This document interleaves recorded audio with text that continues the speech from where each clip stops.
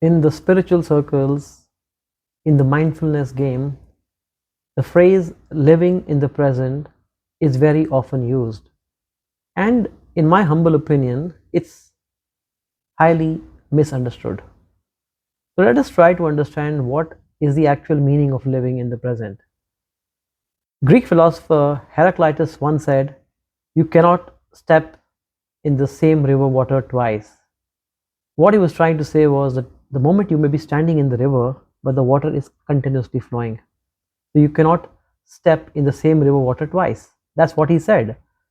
And Osho made a very interesting rebuttal to Heraclitus, and he said that you cannot even step in the same river water once.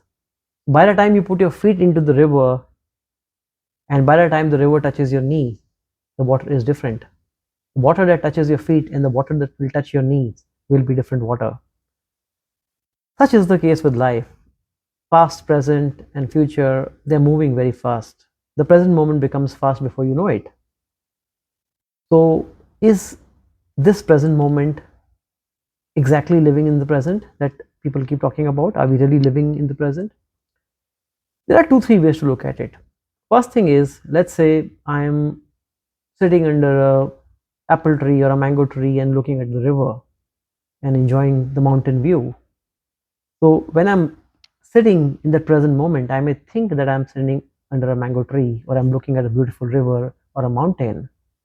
But the fact that the knowledge that I contain within myself, that this is a mango tree or that's a river or that is a mountain, where does that knowledge come from?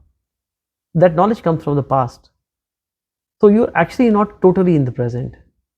You're bringing the knowledge of the past into the present, that you're sitting under a mango tree. So this cannot be living in the present.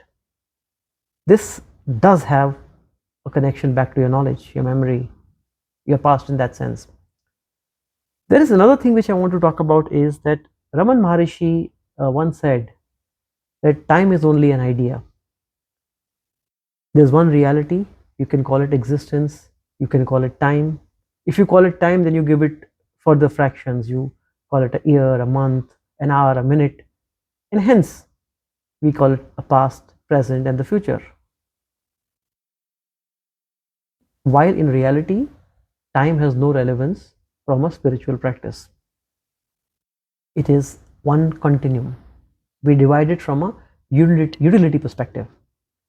So, what is the real true meaning of living in the present? In my own understanding, when you're in a state of very deep meditation, you're actually in a state of no mind. There are no thoughts, there are no feelings. When there are no thoughts and no feelings, there is no fear, there is no desire, there is no push, there is no pull. You're sitting in a state of stillness, an utter stillness, a state of no mind, a state of satori. Now, that is a state of living in the present, when there's nothing to color you.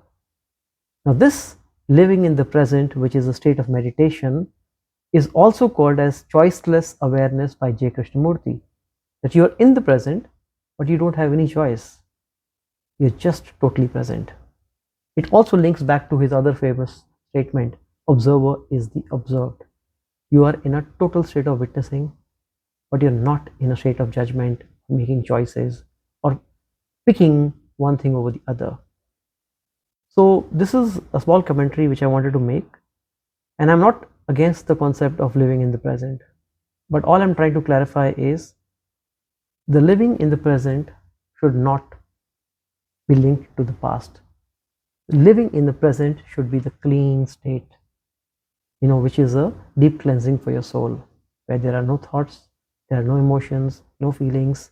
You are in a state of utter stillness, and that is living in the present. Thank you. As I've mentioned earlier, please subscribe to the channel. Meditation is a very hard subject to promote, so all your help is very much desired. Thank you.